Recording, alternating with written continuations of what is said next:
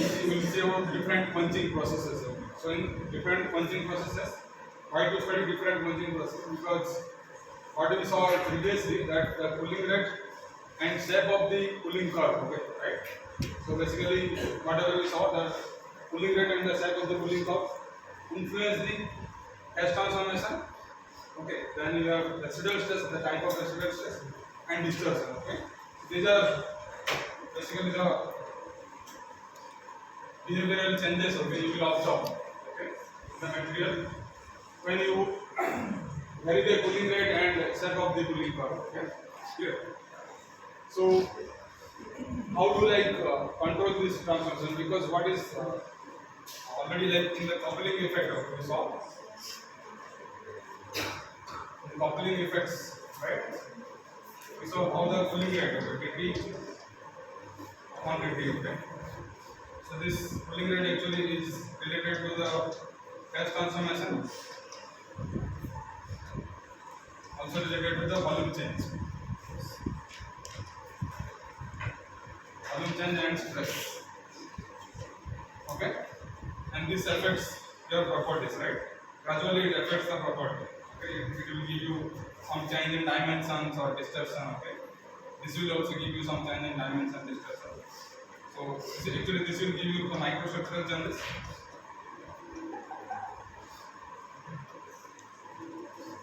This will give you change in dimensions or distortion, you can say. And overall actually the property changes, right? So this is actually, you can see that this cooling rate, okay, is more or less related to what? You can say that it is related to it is always affects the phase transformation. Okay, and this phase transformation when it is there will be always stress. Okay, the stress will be there. Okay. So in this process of quenching, there is always answer there will be lot of stresses. Clear?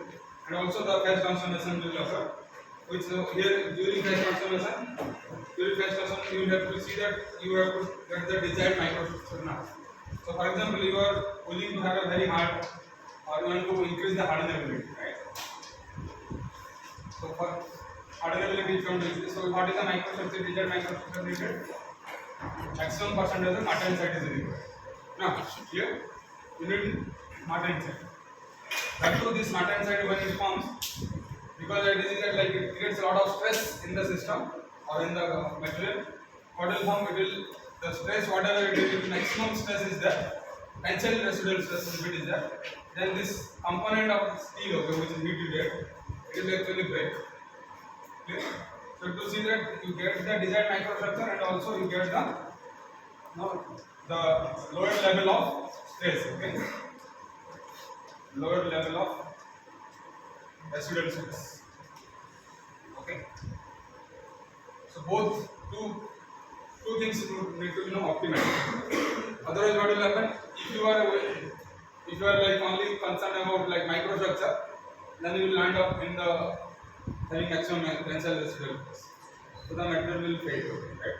During the treatment. That's why the quenching process is very important. Clear? Because in this process, what you do generally, this is hardening process. So you put inside a medium, okay, quenching medium. This medium has a lot of it's a low temperature, and the material, heat-treated material, is at high temperature. When it's sudden, there is a differential cooling, no?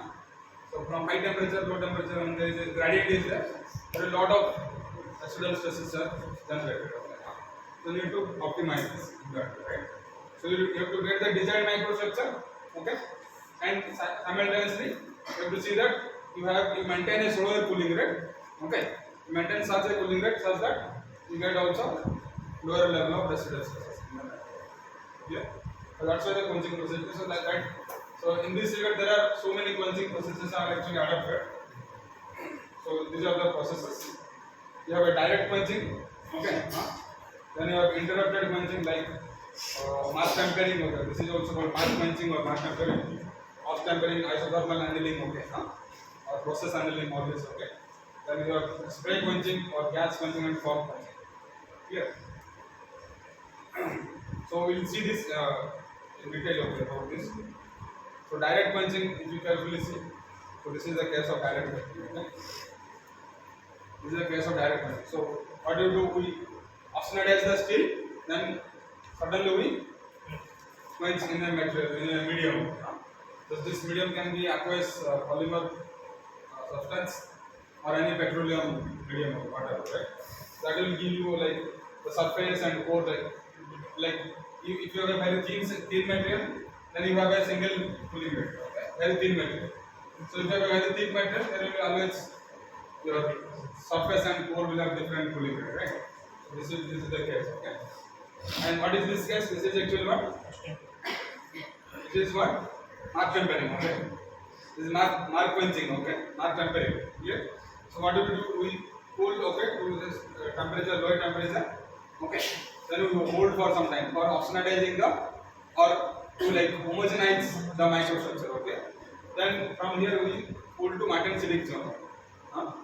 This is called mark tempering or mark quenching, okay? So mark quenching. Then this is called off tempering, okay? We cool to this Behera zone, okay, temperature, lower Behera temperature. We hold for a long time in the Behera bay, okay? In Behera region we cool. So in this case, actually, you get a Behera structure, lower Behera structure. Clear? So similarly here, you get a perlite. You get here isothermal holding, okay? This is isothermal cooling, okay? So isothermal annealing, also called perlitizing. So this will give you what? Perlite, okay?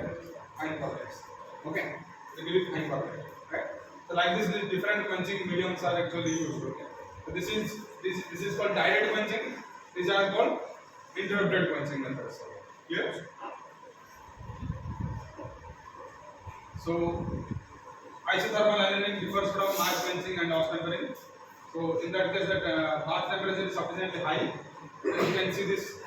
This is the bath. Okay, bath means furnace. Okay. So in heat treatment we call bath. Okay, bath means it is furnace. Okay. Don't be confused. Okay. Here. So sometimes questions like will look like it is hold inside a bath. Okay. Or what is the treatment inside a bath? Okay. So in this isothermal annealing, you can see. So inside a bath, it is actually cold, right? This is called isothermal. So this is the bath temperature is sufficiently high, very high temperature. Okay, around 550 or 600 degrees Celsius. Clear? And this transformation will occur like it will transform to perlite, basically. Okay? Fine perlite or coarse to fine perlite.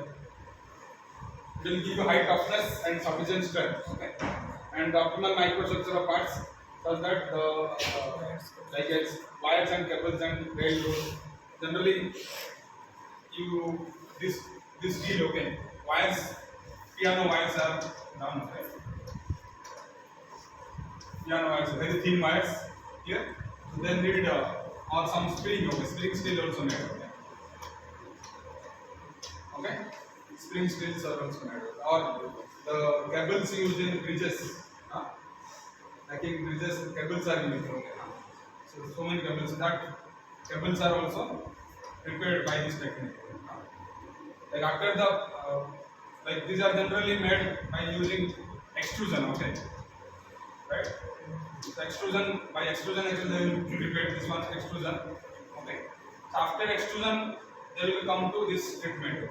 Sorry, this treatment, okay. So by extrusion only you can make these wires, okay, or cables.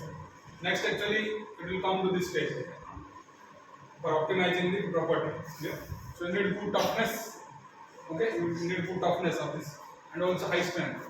Both are required in this case. Clear?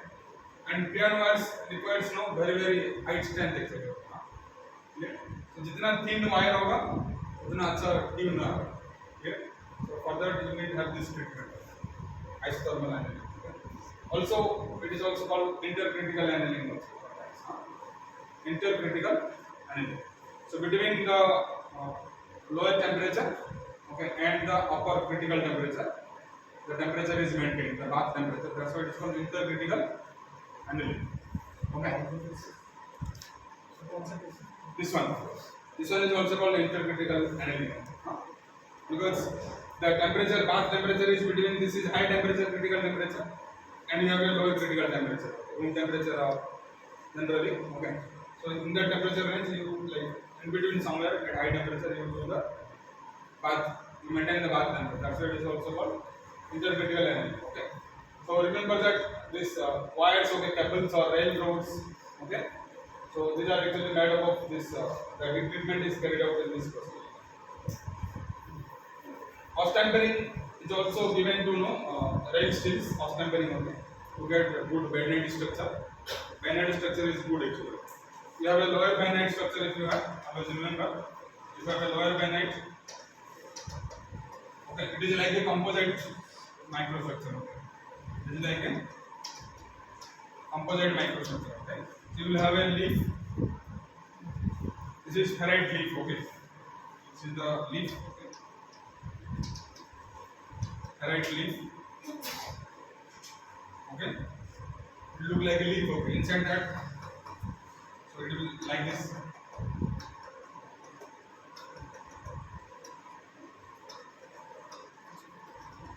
The carbides will be precipitated like this. Okay, small carbides. Here, and it is also, as I already told previously. So if you see the axis of this ferrite leaf, it will have some angle of around 50 to 60 degrees. Here, along like 60 degree or 50 degree. In that range, actually, there will be this carbides will be precipitated. This is the composite structure. Here, we have a matrix, right? Leaf matrix. Inside that, small carbides are precipitated. Okay, clear?